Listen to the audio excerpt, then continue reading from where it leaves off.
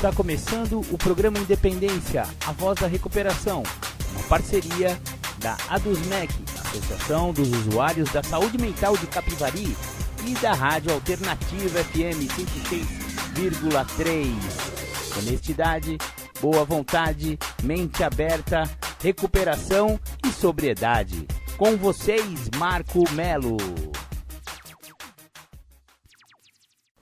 Marco Melo sou eu, e você já está no programa Independência do dia 11 de abril de 2021, depois de Cristo.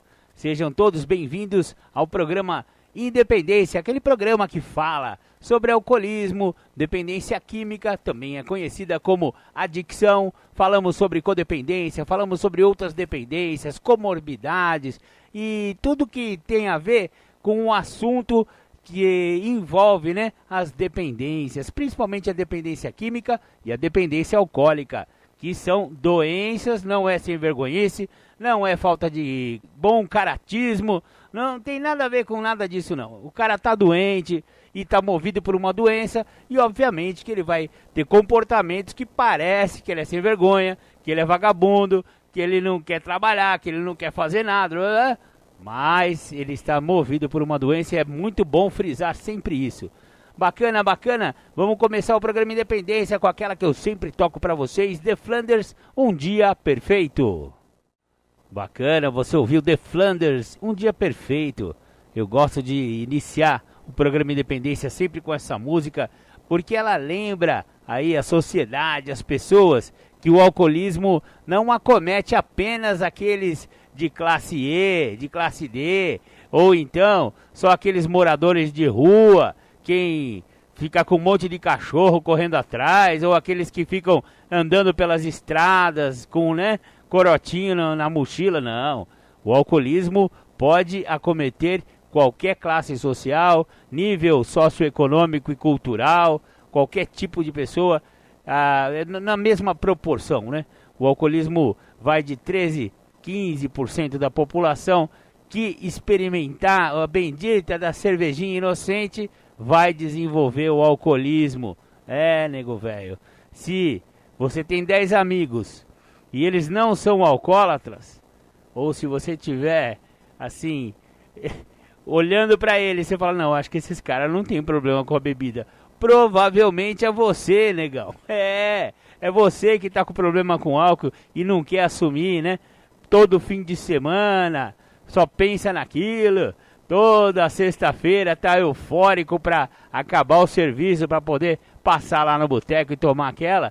Olha, é melhor você rever aí os seus conceitos a respeito dessa cervejinha inocente, que ela pode ser que ela não seja tão inocente assim e você esteja começando a desenvolver uma coisa chamada alcoolismo. E para o alcoolismo existe realmente um tratamento, é uma doença incurável, progressiva e fatal, porém existe tratamento, e o tratamento que o programa Independência mais recomenda por causa da sua eficácia em todo mundo é o tratamento dos 12 passos de recuperação.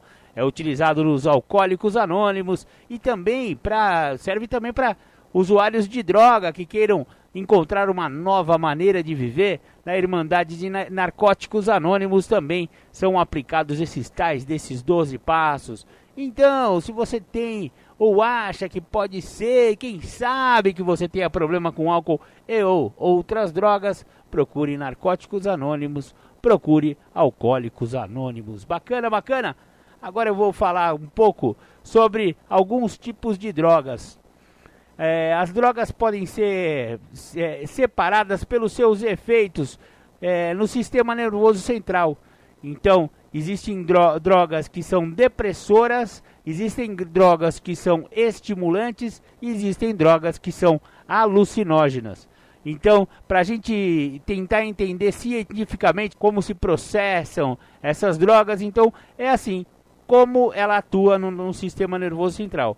Então, as drogas depressoras do sistema nervoso central, que deprimem o usuário, são os ansiolíticos ou os calmantes, o álcool, inalantes ou solventes, opiáceos como heroína, morfina, mas também muitos medicamentos também são opiáceos.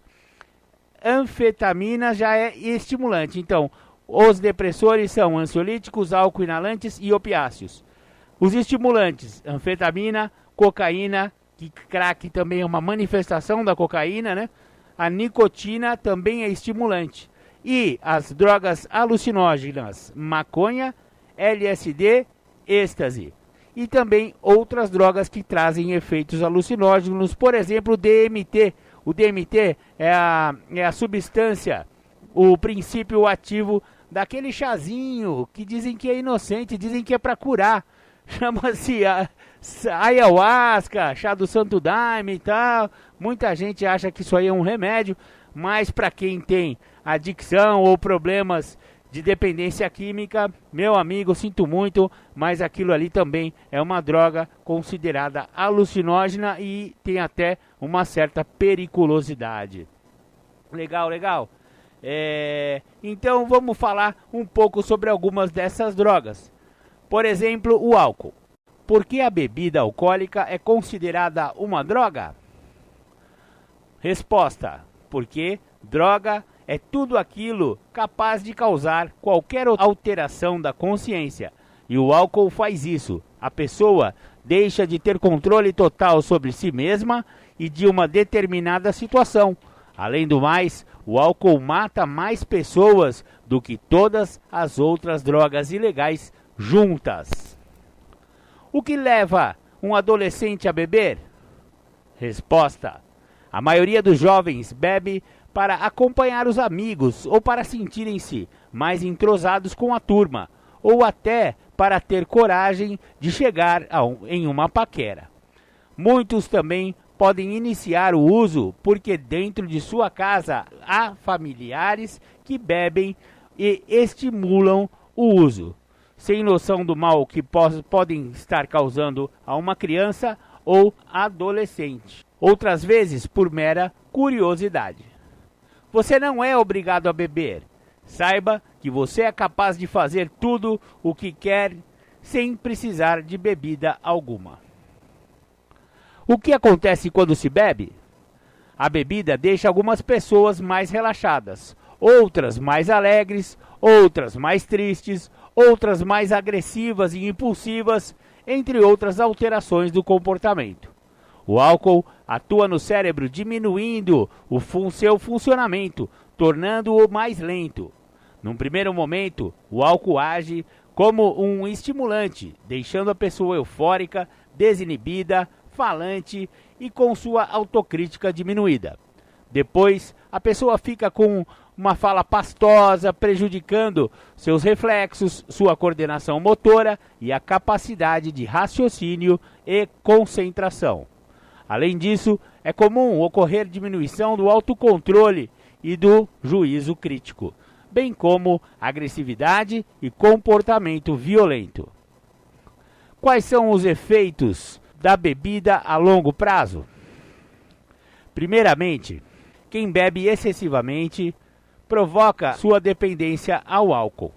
Nesse estágio, a pessoa pode ter várias doenças como uma cirrose, hepatite, pressão arterial elevada, além de impotência sexual, perda de memória, diminuição da capacidade de raciocínio, confusão mental, destruição das células cerebrais, alucinações e outros comprometimentos psiquiátricos, como depressão, esquizofrenia, transtorno de ansiedade, entre outros.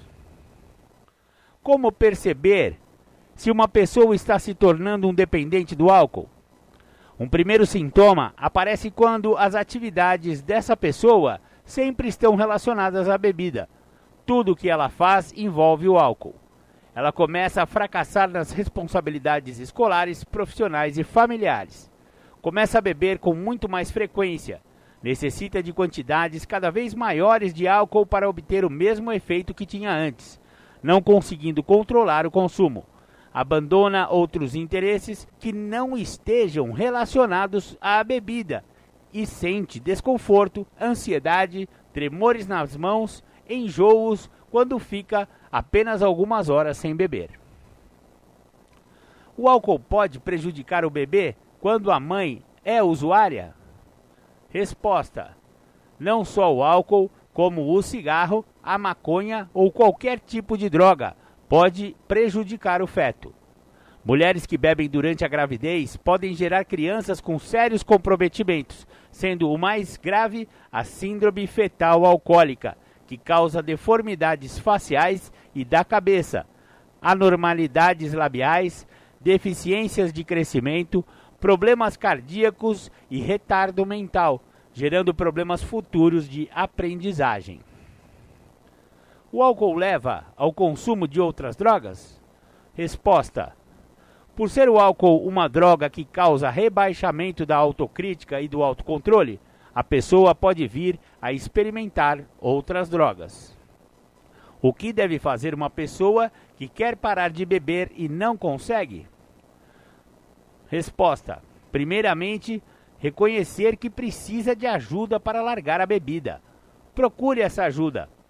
Atualmente, existem vários programas de tratamento desenvolvidos, especialmente para dependentes de álcool, que concentram-se em desintoxicação, acompanhamento médico, terapias individuais, orientação e grupos de apoio. Não tenha bebidas em casa. No processo para parar de beber e tentar evitar as recaídas, é fundamental afastar-se dos bares e dos companheiros de copo. O que posso fazer para ajudar um parente ou amigo que não consegue parar de beber? Resposta: muita coisa, desde que você esteja bem informado. É essencial que os familiares e amigos tenham em mente que não é fácil deixar uma dependência. Muitas vezes, vale a pena buscar formas de remotivar a pessoa à vida, reinserindo-a nas atividades rotineiras, estudos, trabalhos, refeições, higiene, etc. E socioculturais, cinemas, leitura, encontro com amigos não usuários, etc. Procure um profissional dos programas de tratamento ou então uma sala de alcoólicos anônimos. O profissional te dirá os próximos passos a serem seguidos, dependendo do estágio de dependência em que seu parente ou amigo se encontrar. E nos grupos anônimos, você vai encontrar identificação com outras pessoas que tiveram problemas semelhantes. 6 maneiras de recusar uma bebida. Em vários lugares, vocês irão encontrar amigos ou outros adolescentes que irão oferecer bebida e, às vezes, até pressioná-los a beber. Como resistir à pressão? Como dizer não em poucas palavras? É importante ser objetivo e direto. Ali vão algumas dicas. 1. Não, obrigado. 2. Eu não me sinto bem com isso. Você tem um refrigerante? 3. Álcool não é comigo. 4. Você está falando comigo? Esqueça. 5. Por que você insiste em me impressionar quando eu já disse que não? E 6. Ignore e dê-lhe as costas. Cocaína. O que é cocaína?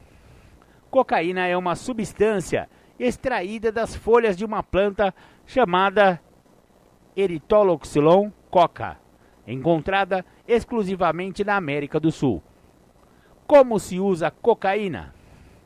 A cocaína chega aos usuários sob a forma de um sal, o cloridrato de cocaína.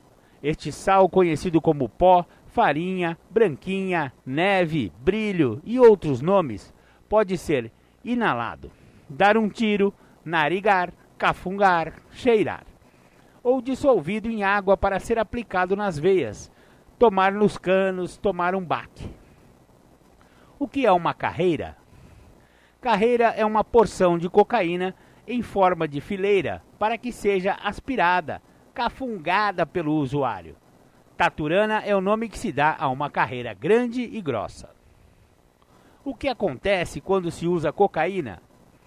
Os efeitos imediatos do uso de cocaína são a euforia, uma falsa sensação de aumento de capacidades físicas, intelectuais, energia, diminuição do apetite e da necessidade de sono.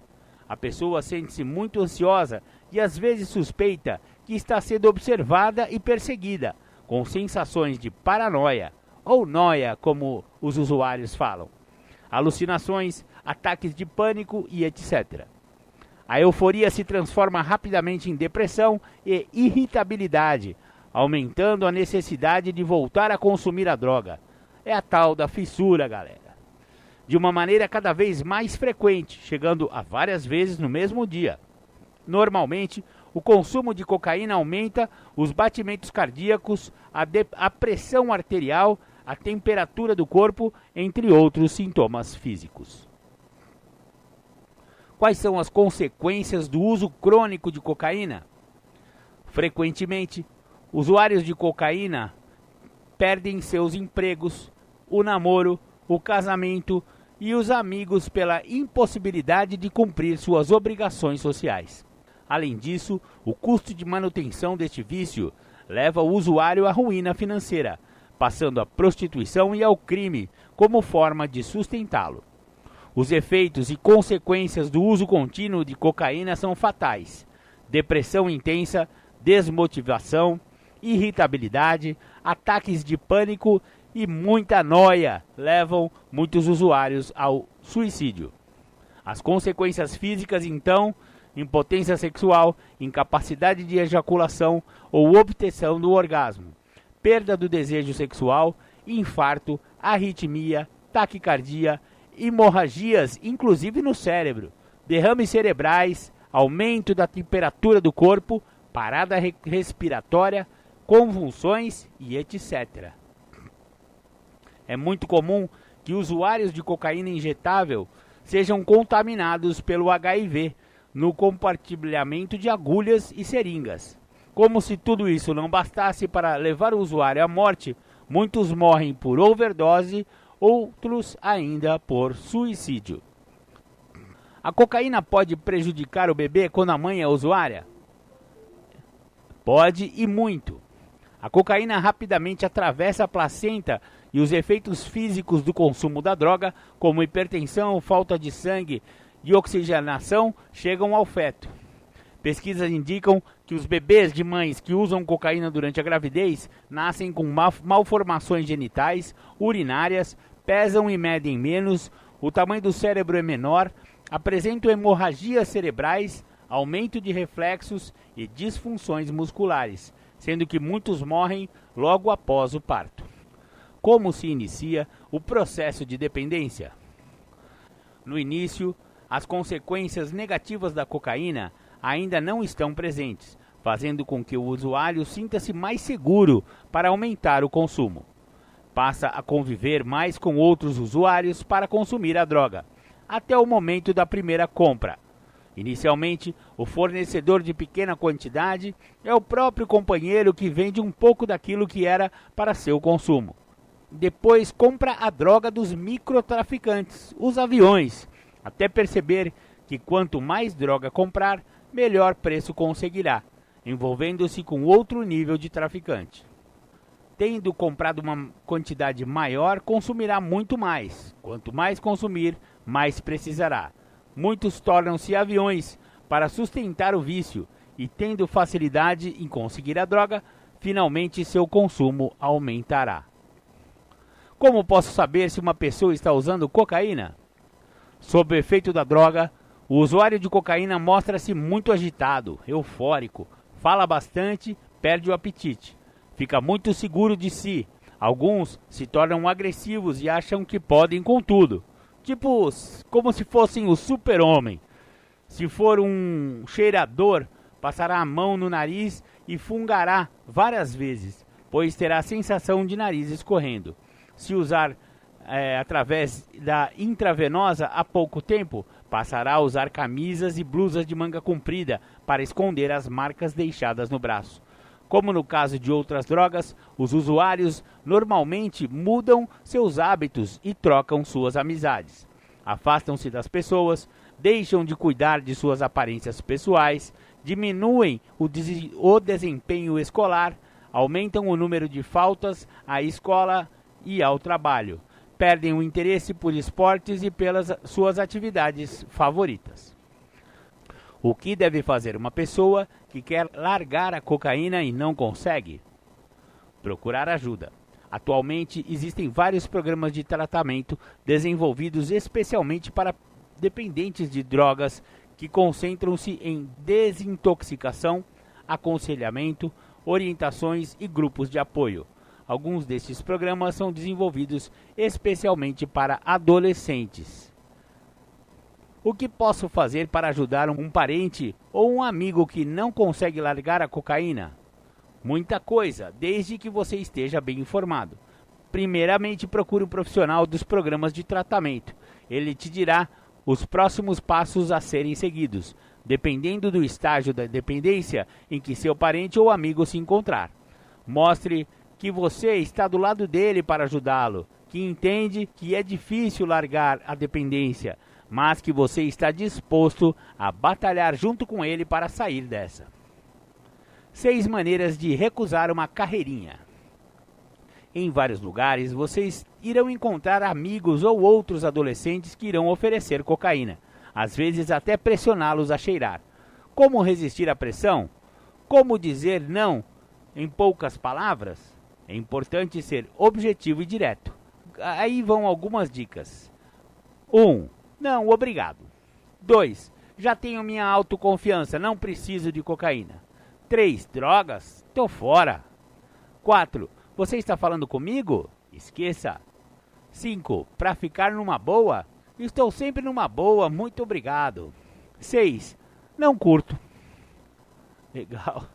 Vamos lá. Agora a maconha. O que é maconha? Maconha é a mistura de flores e folhas de uma planta chamada cannabis sativa. Além do THC, que é o princípio ativo que altera a função normal do cérebro, a planta maconha contém outras 400 substâncias químicas. Como se usa maconha? Geralmente a maconha é fumada em forma de cigarros ou em cachimbos. O que leva um jovem a usar maconha? A maioria dos jovens que fumam maconha pela primeira vez o fazem porque amigos ou parentes o pressionam a provar ou por mera curiosidade. Outros fumam porque seus ídolos pessoais, musicais ou de filmes também fumam. Você não é obrigado a fumar. Saiba que 9 entre 10 jovens no Brasil não fumam maconha. O que acontece quando se fuma maconha? Os efeitos da maconha em cada pessoa dependem de vários fatores, como o tipo da cannabis, a quantidade de THC, que é o princípio ativo, tetrahidrocannabinol, a expectativa do usuário, o ambiente onde ela será usada, a combinação com outras drogas, etc. Algumas pessoas não sentem nenhuma alteração, outras já se sentem alegres e relaxadas, com muita sede e fome. Existem também a bad trip, onde a pessoa sente-se muito ansiosa, observada e perseguida, com sensações de paranoia, alucinações e etc. Nestas situações, algumas pessoas sentem que vão morrer. Normalmente, o consumo de maconha relaxa o corpo, altera a noção de tempo, prejudica a coordenação e a concentração, aumenta os batimentos cardíacos, as pupilas ficam dilatadas, os olhos vermelhos, aumenta a sensibilidade, a euforia e a percepção, dificulta o pensamento, a resolução de problemas, aumenta a ansiedade, causa ataques de pânico, etc. O que pode acontecer após um primeiro contato com a maconha? Geralmente, as pessoas reagem das seguintes maneiras. 1. A maioria não acha graça nos efeitos da maconha e não se interessa em usar novamente. 2. Algumas gostam e passam a usar muito ocasionalmente. E 3. Outras gostam de verdade e passam a usar regularmente. Quais são os efeitos da maconha a longo prazo? Redução da memória e da aprendizagem. Prejudica o rendimento escolar, esportivo, profissional e as relações de amizade, principalmente com aqueles amigos que não usam. Diminui a motivação e a energia e causa a perda de interesse pela própria aparência.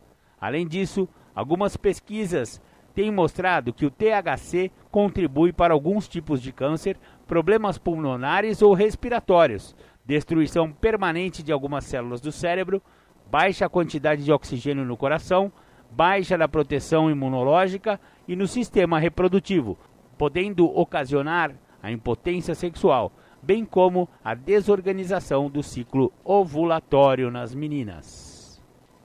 A maconha pode prejudicar o bebê quando a mãe é usuária? Não só a maconha, mas o álcool, o cigarro e qualquer outro tipo de droga pode prejudicar o feto. Pesquisas indicam que os bebês de mães que fumam maconha durante a gravidez nascem pesando e medindo menos. As dimensões de suas cabeças são menores e podem ter problemas no sistema nervoso. A maconha leva ao consumo de outras drogas? A maioria das pessoas que usam drogas pesadas iniciaram-se pelo uso da maconha. O que realmente acontece é que os usuários de maconha entram em contato com pessoas que usam e vendem outras drogas e ficam mais expostos à tentação de prová-las. Depois, a pressão de usuários e traficantes pode fazer com que viciem-se em outras drogas. Como posso saber se uma pessoa está usando maconha? As pessoas que fumam maconha normalmente mudam seus hábitos e trocam suas amizades. Afastam-se das pessoas, ficam deprimidos, cansados, não cuidam de suas aparências pessoais, diminuem o desempenho escolar, aumentam o número de faltas à escola e ao trabalho, perdem o interesse por esportes e pelas atividades favoritas. Além disso, alguns sintomas podem ser facilmente percebidos. 1. Parecem estar com tonturas ou com dificuldade para caminhar. 2. Risos exagerados ou sem nenhuma razão. 3. Olhos vermelhos e irritados. 4. Dificuldade para lembrar das coisas. O que deve fazer uma pessoa que quer parar de fumar maconha e não consegue? Na maioria dos casos, o processo para parar de fumar e tentar evitar as recaídas começa afastando-se dos companheiros de consumo e buscando outros contatos. Em casos mais extremos, mudar de residência, mesmo que temporariamente, pode ajudar. Se a pessoa não está conseguindo por si só parar de fumar, precisa procurar ajuda. Atualmente, existem vários programas de tratamento desenvolvidos especialmente para dependentes de maconha. Concentram-se em desintoxicação, aconselhamento, orientações e grupo de apoio. Alguns destes programas são desenvolvidos especialmente para adolescentes. O que posso fazer para ajudar um parente ou amigo que não consegue largar a maconha? Muita coisa, desde que você esteja bem informado. É essencial que os familiares e amigos tenham em mente que não é fácil deixar uma dependência. Muitas vezes, vale a pena buscar formas de remotivar a pessoa à vida, reinserindo-a nas atividades rotineiras, estudos, trabalhos, refeições, higiene, etc. Ou socioculturais, cinema, leituras, encontro com amigos não usuários, etc. Procure um profissional dos programas de tratamento. Ele te dirá os próximos passos a serem seguidos, dependendo do estágio de dependência em que seu parente ou amigo se encontrar. O que é descriminalização da maconha? Descriminalizar a maconha não significa liberar seu uso. Os defensores da descriminalização esperam que o usuário deixe de ser visto como marginal, para que seja encarado como um doente que precisa de tratamento e não de cadeia. Aqueles que são contra a descriminalização acreditam que ela possa incentivar o consumo e aumentar o número de usuários, já que a punição para quem fosse pego fumando ou portando pequena quantidade de maconha deixaria de ser a cadeia para ser um tratamento hospitalar. É uma questão polêmica que ainda precisa ser melhor discutida. 6 maneiras de recusar um tapinha. Em vários lugares você irá encontrar amigos ou outros adolescentes que irão oferecer maconha e às vezes até pressioná-los a fumar. Como resistir à pressão? Como dizer em poucas palavras? É importante ser objetivo e direto. Aí vão algumas dicas. 1. Não, obrigado. 2. Já tenho a cabeça feita, não preciso de maconha. 3. Drogas, tô fora. 4. Você está falando comigo? Esqueça. 5. Se a vida já é uma viagem, por que preciso de drogas? E 6. Para ficar numa boa, eu estou sempre numa boa, muito obrigado. Legal, esse foi um texto produzido pelo Dr. Ronaldo Laranjeira e sua equipe de psiquiatras lá da Unifesp e da Uniad, Unidade de Pesquisas em Álcool e Drogas, para adolescentes conhecerem as principais drogas, seus efeitos e como evitar ou se tratar. Achei bacana o texto. Para variar, eu gostaria que enfatizasse mais o tratamento mais eficaz para dependência de álcool e ou outras drogas, que são os 12 passos de Alcoólicos Anônimos e os 12 passos de Narcóticos Anônimos. Então, se você se identificou com esse texto, se você ainda é meio molecote, meio adolescente e está se sentindo pressionado por amigos, por parentes, para que você use drogas ou então, né, seja forçado a beber, você podia seguir essas dicas. E se você já estiver assim no mundo das drogas e do álcool e achar que está perdendo o controle, eu sugiro que você conheça uma sala de AA ou uma sala de NA. Aqui no programa Independência divulgamos todas as reuniões das Irmandades Anônimas aqui de Capivari e Rafar. Muito legal, muito legal. Agora, já que falamos bastante de álcool, vou tocar aquela do The Flanders também, a Mardita, para vocês curtirem aí. Ouçam The Flanders. Legal, você ouviu The Flanders da Maldita. A Maldita não, né? A Mardita. Legal. Uma música bem humorada, que brinca um pouco com esse negócio da cachaça. Mas se você é pinga hoje não, é o que ele apregoa no final da música. Muito legal. Agora vamos para a nossa primeira temática do dia com o companheiro Júlio César Butti. E ele vai responder a pergunta 40 do Guia Trabalhando os Passos de Narcóticos Anônimos a respeito do primeiro passo. Com vocês então, Julião. Júlio César, adicto, 24 anos limpo, falando de Campinas. Pergunta 40, primeiro passo, né? Perda de controle. Se eu tenho acesso de raiva ou reajo aos meus sentimentos perdendo o próprio respeito. Senso de dignidade, né? Aquele processo de se ver, né? Se ter a compreensão de quem se é, né? O processo de dignidade. Eu estou vivendo um momento onde eu não estou tendo acesso de raiva, porque eu já sei que raiva é negação da realidade. Como raiva é negação da realidade, eu não posso negar que existem duas vertentes no ser humano. Uma é a doença e a outra é o caráter.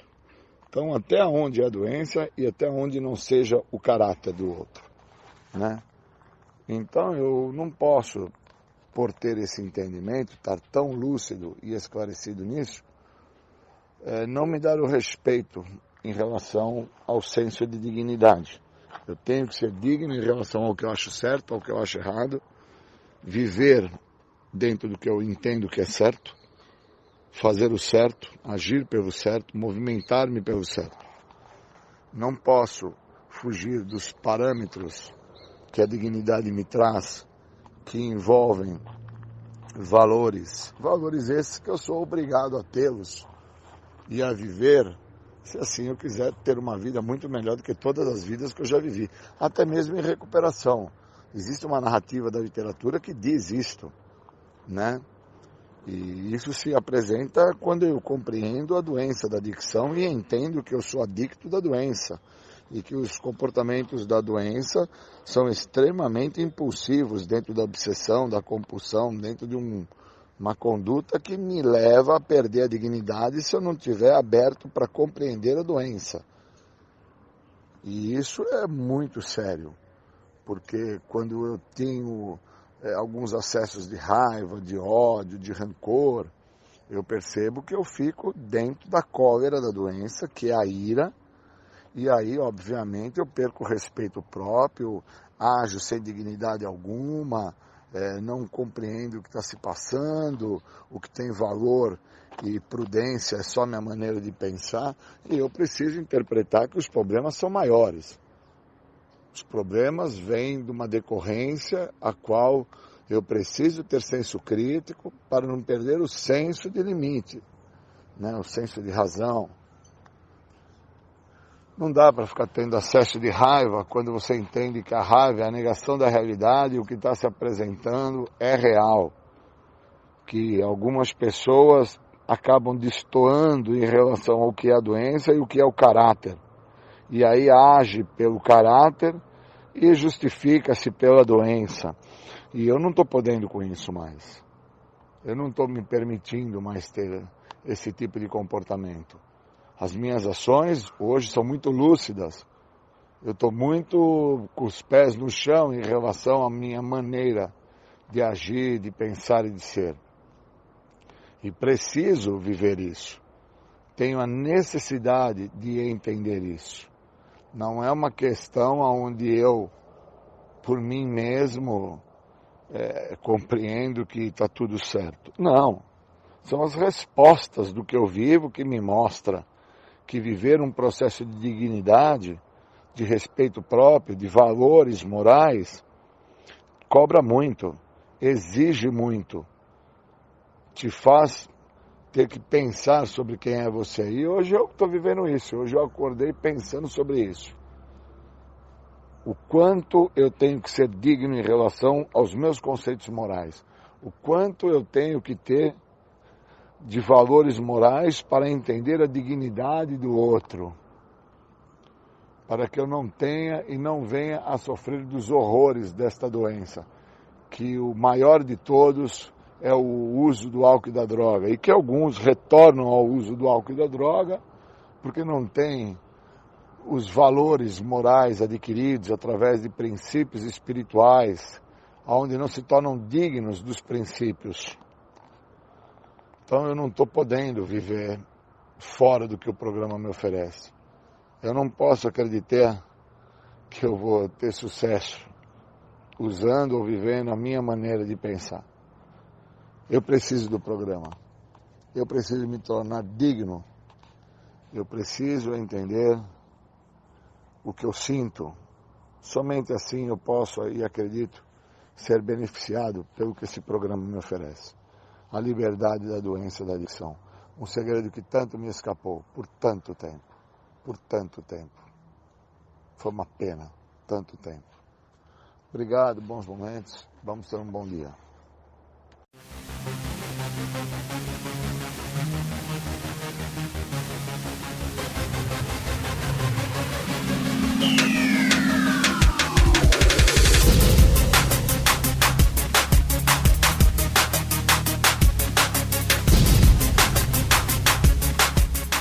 Você está ouvindo o programa Independência, a voz da recuperação.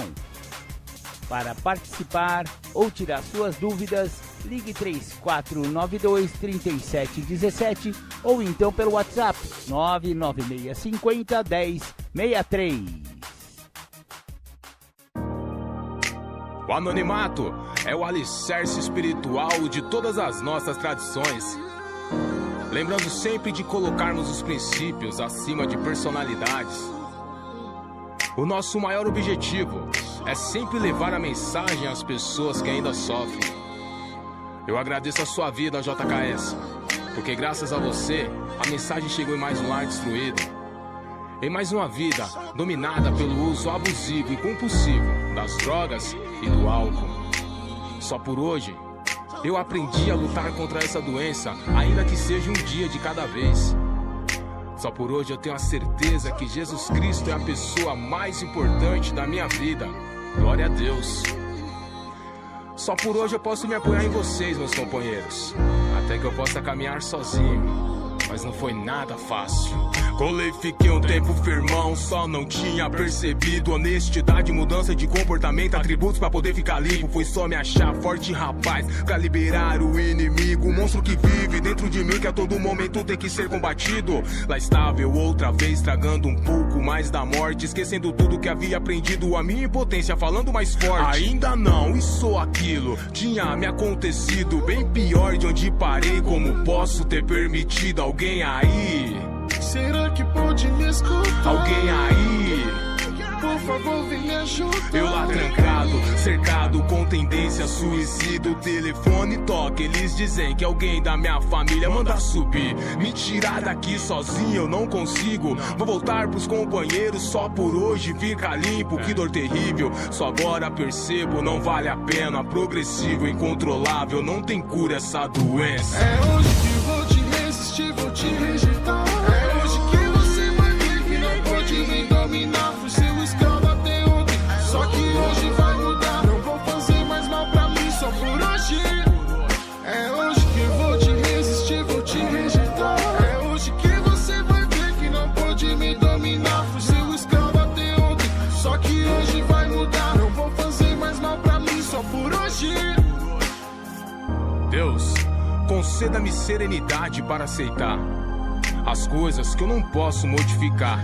Coragem para modificar aquelas que eu posso e sabedoria para reconhecer as diferenças. É defesa, armadura, sei que protege minha vida. Seja feita a sua vontade, é o que a gente precisa. Obrigado pela minha família, obrigado pelos companheiros. Obrigado pela sala aberta, por estar em nosso meio. Por me mostrar meu real tamanho, fundo de poço. Dar a vida a quem não merecia. De novo, por me pegar em teu colo. Por debaixo das suas asas, manifestar seu amor. E alguém que não vale nada. E foi dentro da sala que aprendi a ser tesoureiro. Mente aberta, honestidade, reconquistei o respeito. Os evites essenciais, pessoas, lugares e hábitos. O lance é não se preocupar com o futuro e nem se culpar pelo passado. É hoje que vou te resistir, vou te rejeitar. É hoje que você vai ver que não pode me dominar. Fui seu escravo até ontem, só por hoje vai mudar. Não vou fazer mais mal pra mim, só por hoje, só por hoje. É hoje que vou te resistir, vou te rejeitar.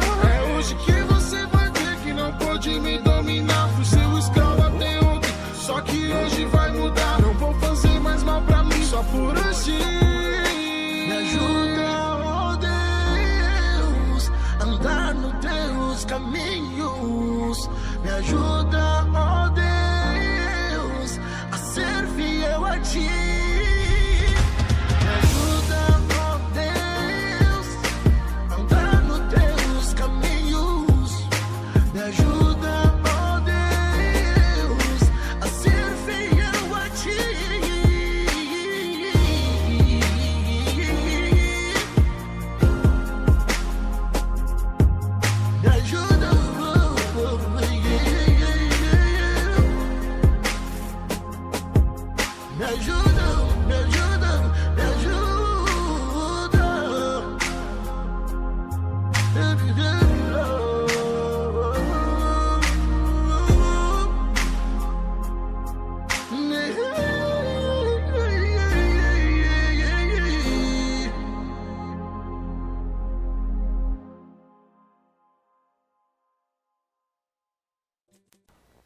Bacana, após nossos apoios culturais, nossas propagandinhas, voltamos com o programa Independência.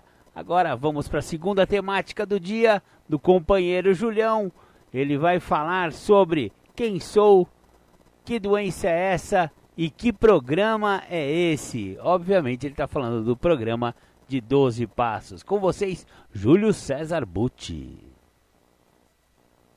Eu queria falar com vocês sobre 3 pontos que eu acredito ser de extrema importância para as pessoas que vão se recuperar. O primeiro é quem que eu sou. O segundo é que doença é essa. E o terceiro, que programa é esse. Quando eu busco entender quem que eu sou, eu estou tentando compreender, dentro da minha trajetória, da onde que eu vim e aonde que eu cheguei. Quando eu começo a entender que quem eu sou é uma pessoa que traz na sua trajetória uma composição de muita dor, de muito sofrimento, de muita angústia, de muito abandono, eu entendo a tristeza a qual eu fui pego por esta tristeza e também o que eu usei para deter essa tristeza.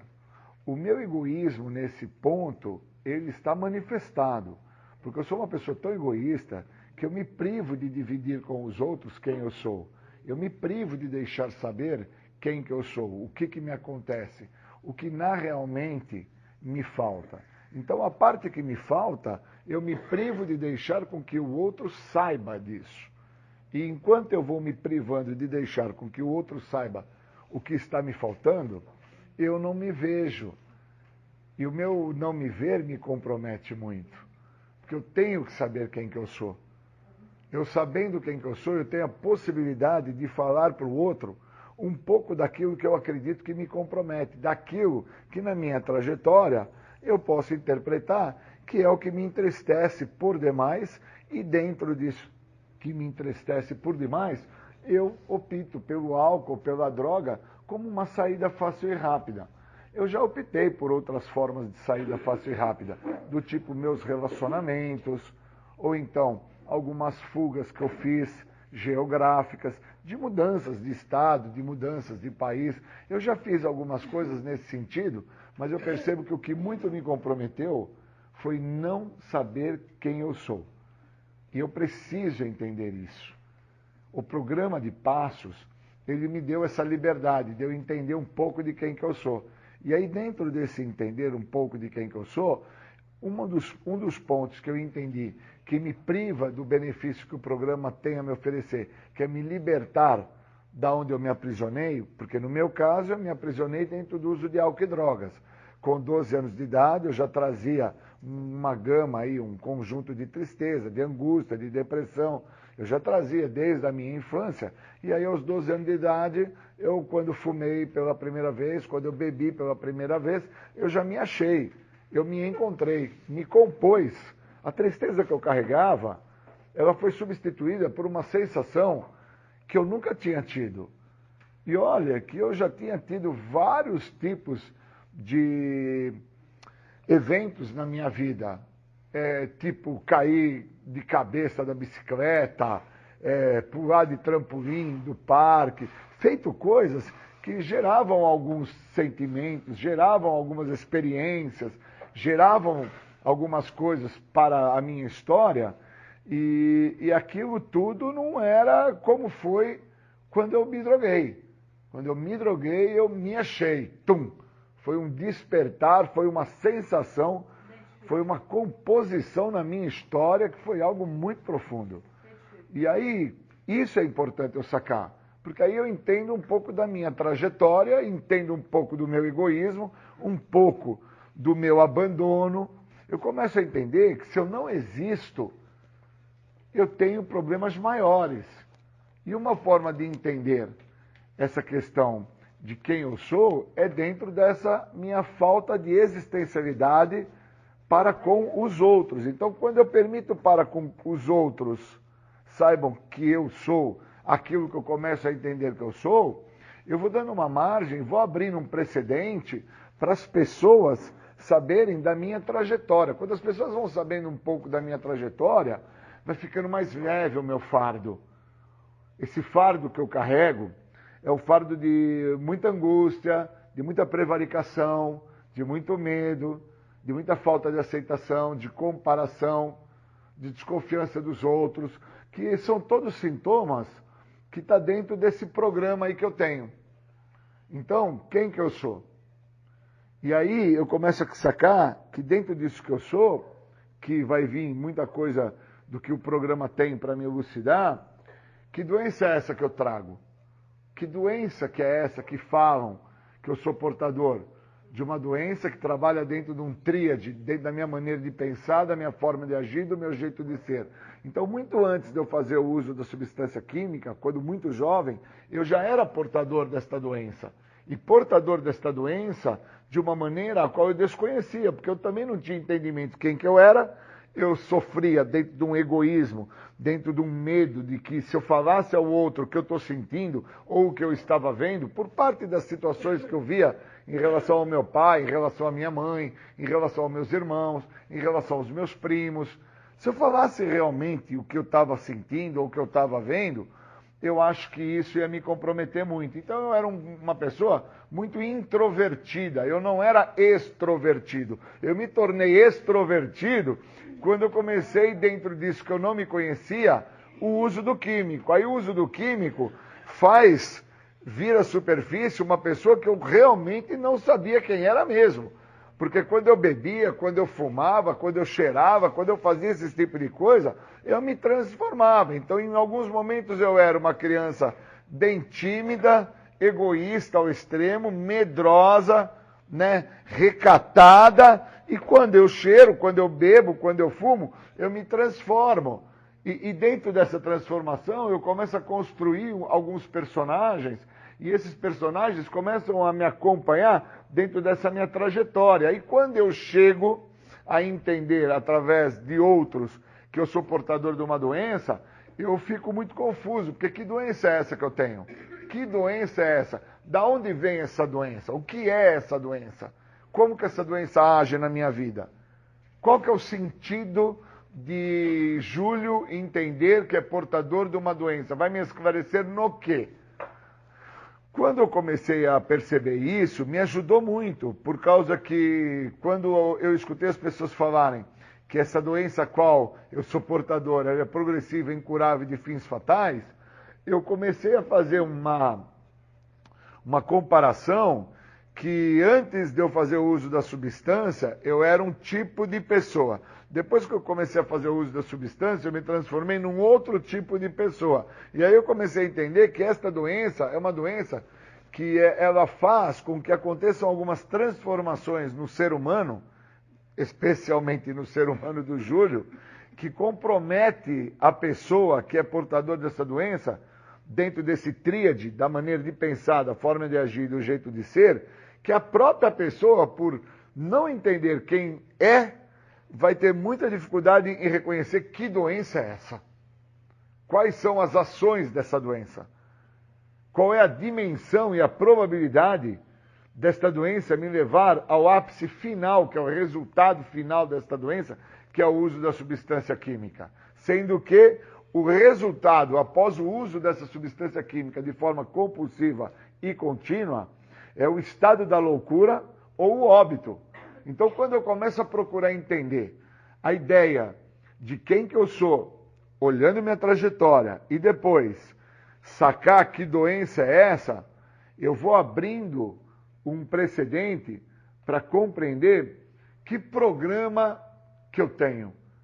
Então, quando eu recebo a oportunidade de desfrutar do benefício de um programa que me dá a condição do autoconhecimento, me dá a condição de me perceber, me dá a condição de falar, me dá a condição de sentir, quando eu começo a sacar que esse programa me dá alguns precedentes e eu passo a me permitir com que esses precedentes venham a fazer parte desta pessoa que eu passei a conhecer quem eu sou, pois uma vez que eu comecei a sacar quem eu sou, aquilo que eu era, que eu não sabia quem eu era, dentro do meu egoísmo, do meu medo, das minhas prevaricações, de todos os sintomas que falam dentro da literatura desse programa, esse precedente me dá uma condição de eu ir parando a identidade daquilo que eu era, começar a perceber quem eu sou, entender da onde que eu vim, aonde que eu cheguei, e dentro disso, a qual eu cheguei, eu começo a falar por quais motivos eu cheguei a isso.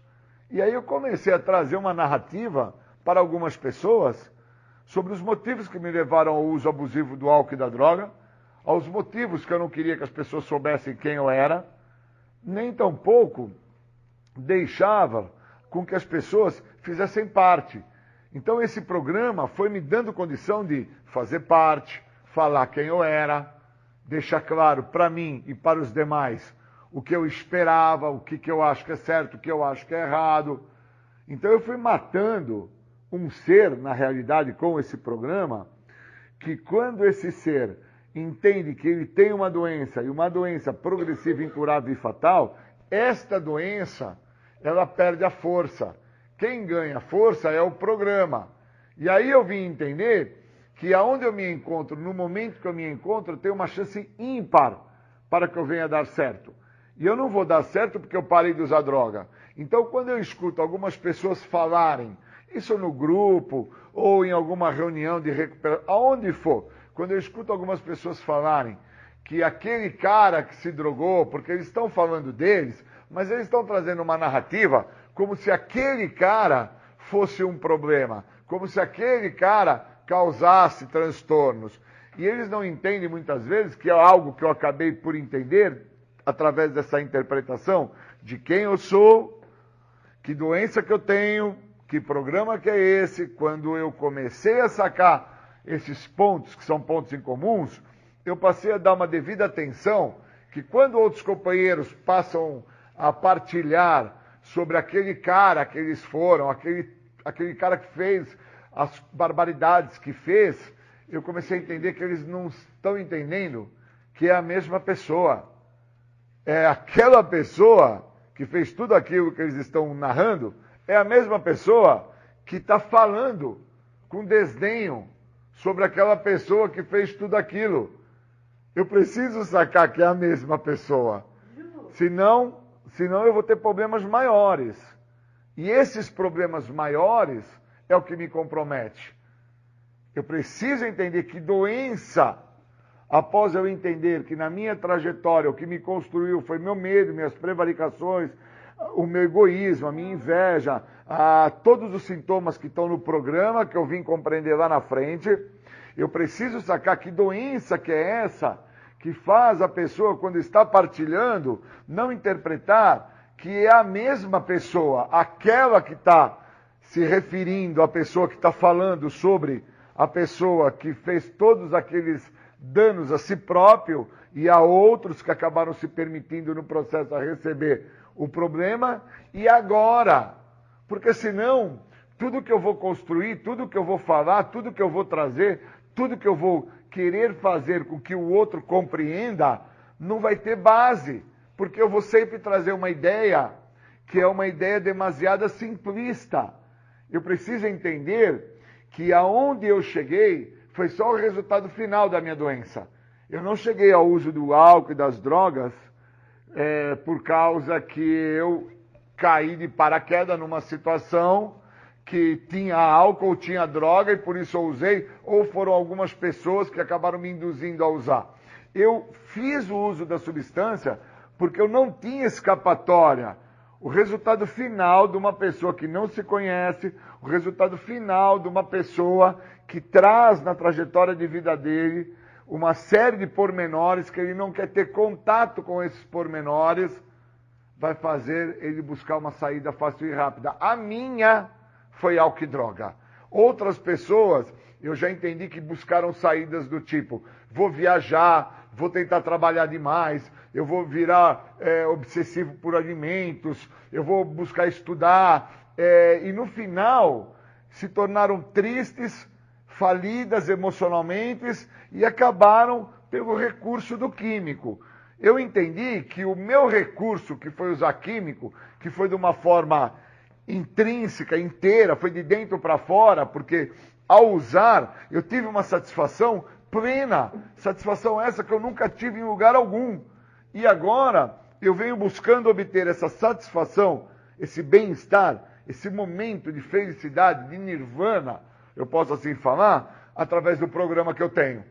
Então eu saco quem eu sou na minha trajetória, entendo a gravidade da doença, que doença que é essa, e agora, que programa eu tenho e disponibilizo para o Júlio, para que o Júlio seja feliz.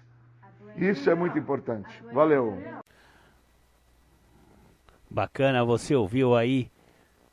O Júlio César Butti falou com muita propriedade sobre o programa de Narcóticos Anônimos. Agora vocês vão ficar com o meu querido, meu amigo Bruno Góes, falando sobre adicção, sobre internação. Ele tem vasta experiência a respeito disso. Fiquem então com Bruno Góes. Já assisti esse vídeo pela primeira vez. Meu nome é Bruno Renato Góes. Eu já trabalho com dependência química, alcoolismo, há pouco mais de 16 anos, né? Tenho trazido aí, nesses últimos 2 anos, o meu conhecimento, a minha experiência aqui para a internet. Eu tenho notado, né, que a grande maioria das famílias que chegam até uma instituição ou que chegam até mim, elas já vêm de um desgaste muito grande de anos sofrendo, buscando alternativas, buscando meios e não consegue muitas das vezes encontrar um caminho. E esse desgaste interfere diretamente na relação, traz muitas das vezes prejuízos, traz danos, né? Então, quando chega muitas das vezes no caminho da solução, já houve um desgaste muito grande e muitas das vezes até desnecessário, né? Então, hoje a gente vai aprender um pouco mais sobre isso. O objetivo dessa live aqui é dar um caminho, dar um norte, dar um horizonte para vocês. E espero que vocês façam um bom proveito desse conteúdo. Lembrando mais uma vez, para quem gosta dos meus vídeos, para quem me acompanha já há um pouco mais de tempo, deixa aí o seu joinha, é só clicar aqui embaixo, né? O joinha me ajuda muito na distribuição desse vídeo.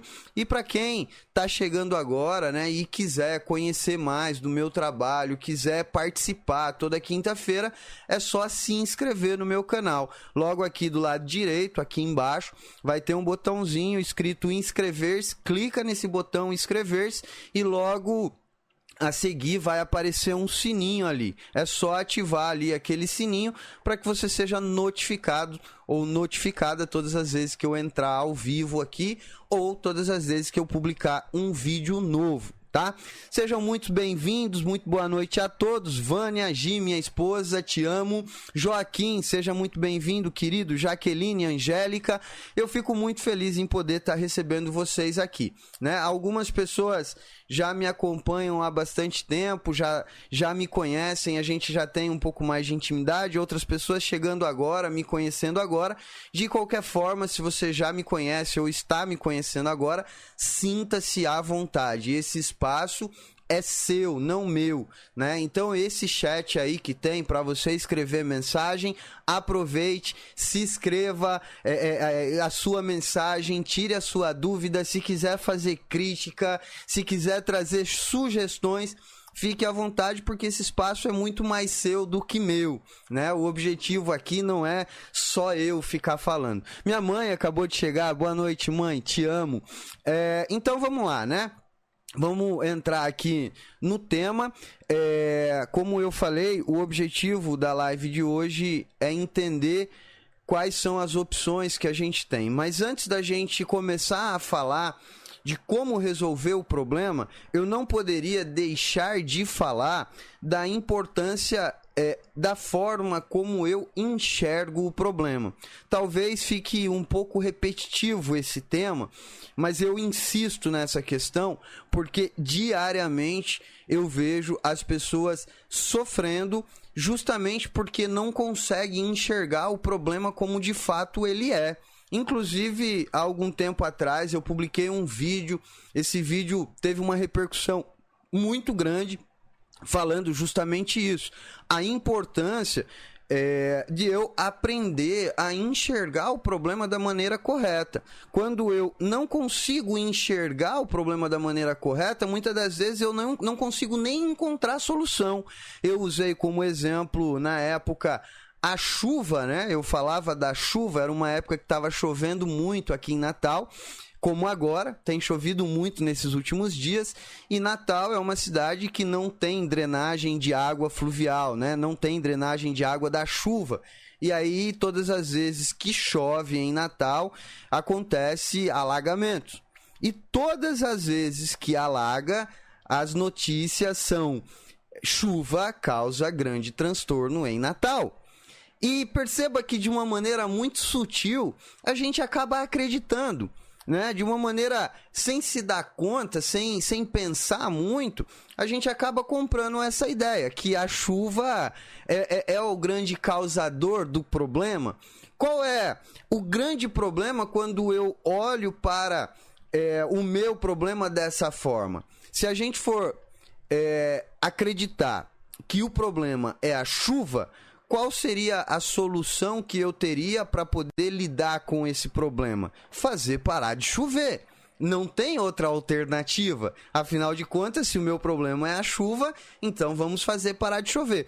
Agora, se eu consigo compreender que o problema da enchente não tem nada a ver com a chuva, afinal de contas, desde quando o mundo é mundo, chove e vai continuar chovendo, eu começo a perceber que existe uma parcela de responsabilidade minha dentro do problema enchente. Né? Se eu começo a enxergar que dentro do problema enchente a gente está falando do lixo que está sendo jogado nas ruas, a gente está falando da quantidade de casas que hoje existe, a falta de infraestrutura, muitas das vezes na minha escolha ali, na oportunidade que eu tenho de eleger um político e eu me isento dessa possibilidade votando em qualquer pessoa e assim vai sucessivamente. Então existe uma parcela de responsabilidade que é minha dentro desse problema, e se eu olho para o problema acreditando que o problema é chuva, não tem como resolver. E com a adicção não é diferente. Com a adicção acontece da mesma forma, né? As pessoas olham para o problema adicção, dependência química, e logo de cara responsabiliza as drogas. Não, porque meu filho é assim por causa do crack, por causa da maconha, por causa da cocaína. Meu marido se tornou essa pessoa por causa do crack, da cocaína, da maconha. Qual é o problema quando eu enxergo a dependência química ou a adicção olhando por essa ótica? Não existe solução. Porque se o problema é a cocaína, o crack ou a maconha, eu vou ter que extinguir a cocaína, o crack e a maconha do universo, do mundo, né? E aí eu poderia falar também das bebidas alcoólicas, né? Porque hoje o alcoolismo tem matado muitas pessoas. Eu diria até que ao contrário do que muita gente pensa, né? Existe uma classificação global que diz que o álcool e a maconha são drogas leves, cocaína já é um pouco mais pesada, crack é uma droga super pesada. E aí quando a gente olha, né, para o problema utilizando essa classificação, a gente anula toda a responsabilidade do indivíduo, toda a responsabilidade da pessoa. A grande maioria dos acidentes de trânsito que acontece hoje no nosso país é porque tinha um indivíduo alcoolizado atrás do volante, né? E a gente não pode simplesmente ignorar isso. Então, a questão não é necessariamente qual é o tipo de droga ou o problema é a droga. Não. Até porque existe uma outra consequência que transforma o problema em algo mais grave ainda. Porque se eu acredito que o problema é a droga, logo quando essa pessoa para de usar, é como se não existisse mais problema. E aí o que é que sobra? Um indivíduo cheio de descontrole. Um indivíduo que desenvolveu um padrão de comportamento completamente disfuncional, com a diferença que ele não está usando droga. Mas o padrão de comportamento continua disfuncional. E esse indivíduo continua a causar danos na vida dele e na vida de outras pessoas. Então isso se torna muito grave. Eu escuto com muita frequência os familiares me dizendo assim: Bruno, meu filho estava tão bem e ele recaiu, eu não sei por quê. E aí quando eu começo a perguntar, né, como assim tão bem? Explica melhor esse tão bem. O que é que você quer dizer quando você me diz que seu filho estava tão bem e ele recaiu? E aí, normalmente, a resposta vem: ele estava indo para academia, ele estava trabalhando, ele arrumou uma namorada, ele conseguiu até limpar o nome e estava fazendo algumas contas, conseguiu um cartão de crédito. E aí eu pergunto, em qual momento ele estava se tratando? Em qual momento ele estava cuidando dos comportamentos dele? Em qual momento ele estava indo para um psicólogo ou para um grupo de autoajuda? E aí a gente começa a perceber que houve uma descrença de que de fato é uma doença. O problema é a droga, parei de usar, acabou o problema. E aí eu afirmo para vocês com muita certeza, com muita veemência, que hoje, mesmo depois de 17 anos, sem usar nenhum tipo de substância que possa de alguma maneira interferir minha mente, meu ânimo, qualquer tipo de substância lícita ou ilícita, ainda assim eu sou uma pessoa que preciso me cuidar. Os meus comportamentos, eles têm por si só uma tendência a me levar para o fracasso. Os meus comportamentos por si só, eles têm uma tendência a me sabotar. E sem se dar conta, qual é o movimento que as famílias acabam não percebendo? É que existe uma sequência de fracasso antes do descontrole pelo uso de drogas. E isso muitas das vezes é ignorado. Eu posso citar como exemplo, né, a minha história, e aí eu posso falar até desse período que eu não uso drogas, né, desses 17 anos, houveram algumas situações, alguns momentos em que eu comecei a acumular uma sequência de fracassos e a minha vida virou um descontrole total. E eu estava muito próximo de usar, porque o adicto, e eu me identifico como um adicto, quando ele chega num estágio de descontrole emocional, comportamental e a vida começa a ficar insuportável, ele precisa de alguma maneira fugir da realidade. Ele precisa de alguma maneira não encarar a realidade, não se defrontar com esse problema. E qual é a forma que o adicto tem de fugir da realidade? Se drogando. Afinal de contas, é muito comum no nosso país, faz parte da cultura essa tendência. O problema é que o adicto não tem freio. O problema é que o adicto, quando ele começa, ele não para mais. O dependente químico, depois do primeiro uso, depois do primeiro contato, ele vai embora e perde completamente a noção. Então, olhar para o problema como de fato o problema faz toda a diferença na hora de eu buscar uma solução, na hora de eu começar a pensar sobre o que eu vou fazer, quais são os caminhos que eu vou seguir.